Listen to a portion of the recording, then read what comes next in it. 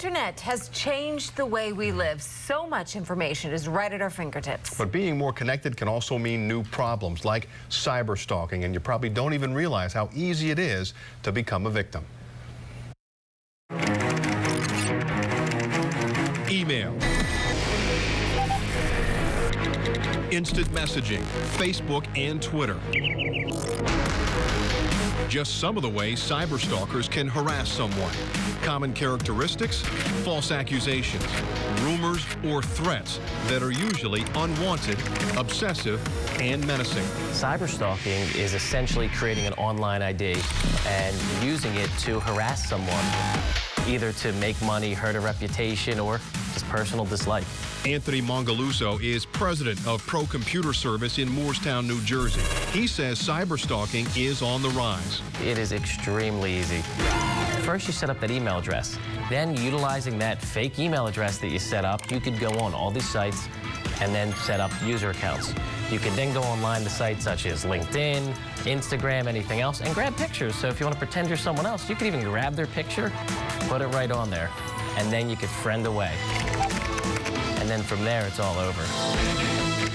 Cyberstalking is often done by someone you know. It could be an ex, a former friend, or just someone who wants to bother you or your family.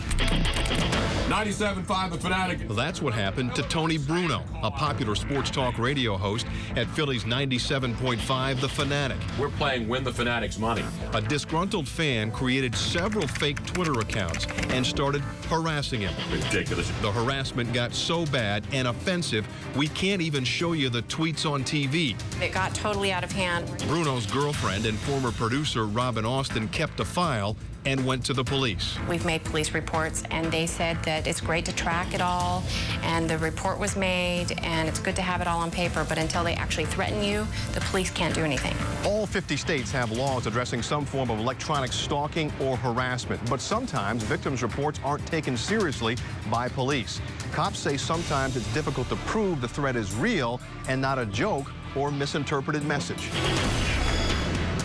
Typically, sometimes laugh at you. They'll say, oh, so someone's putting a message on your, that's not criminal, who cares? Not realizing that there could be threats. People are tweeting in all of their questions. Bruno says his stalker used Twitter to harass him, and the sports radio talk show host thinks Twitter can solve the problem. If somebody is constantly creating 15, 20, 30 fake accounts so they can go on for the express purpose of hassling somebody, intimidating somebody, spreading false information about them, it's Twitter's responsibility to block that person. Cut off their IP address. You're not allowed to put another address on, and that's all Twitter has to do.